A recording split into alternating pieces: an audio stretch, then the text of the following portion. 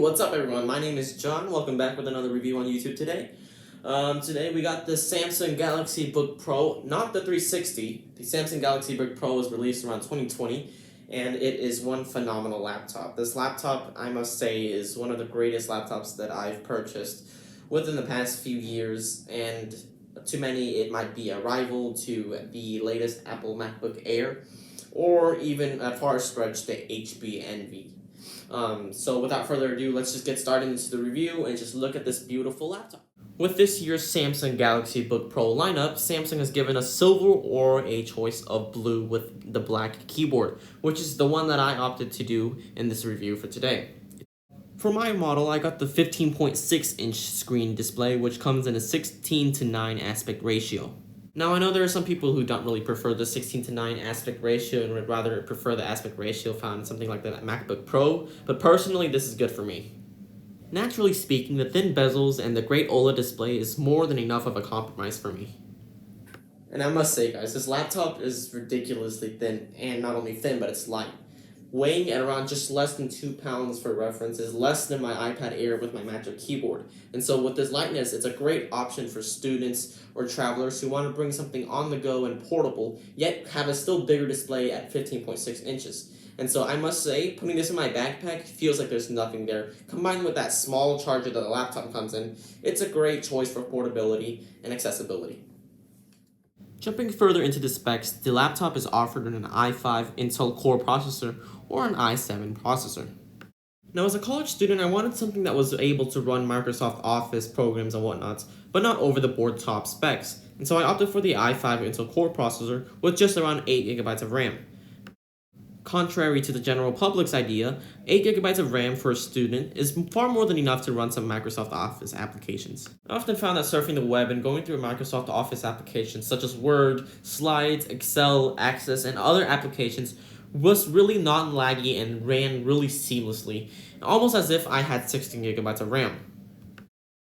Now, unless you're planning to do some gaming or heavy video editing, I wouldn't really suggest the 16GB unless you really wanted that extra amount of gigabytes of RAM. On the right side of the laptop here, we have one SD card slot, one USB-C 2.0 port, and one headphone jack. Two of these things, the USB-C 2.0 and the headphone jack, are really rare to find in laptops, especially this thin nowadays. Now, one thing I want to note is that this USB 2.0 was actually carved in on the bottom to allow it to fit. Now, if we go ahead and look on the left side of the laptop, we can see an HDMI port, which Samsung managed to fit in the laptop as well, and two USB-C ports, one specifically for charging with an indicator light. Now, jumping into the specs of this laptop, it weighs an astonishing 2.3 pounds, as I said before, comparable to the iPad Air. This lightweight has some compromises, however.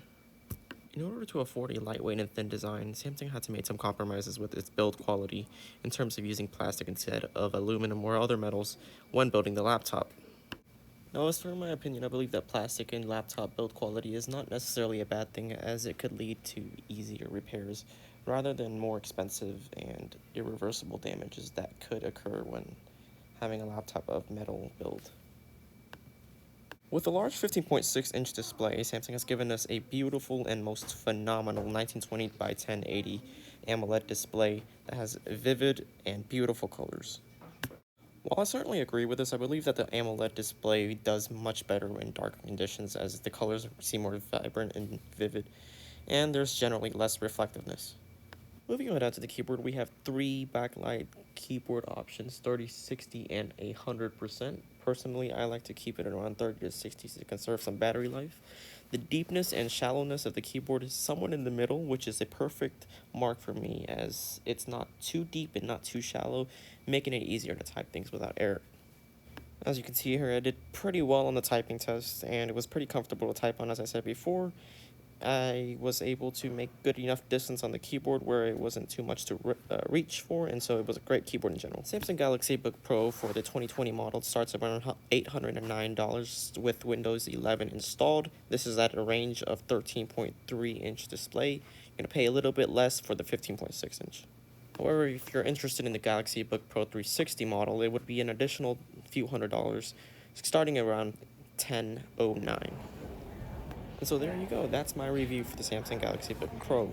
I personally believe this laptop is a really great laptop for students and travelers who want something more accessible, light, and portable.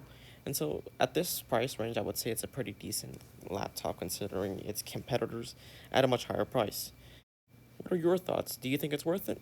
Let me know down in the comments below.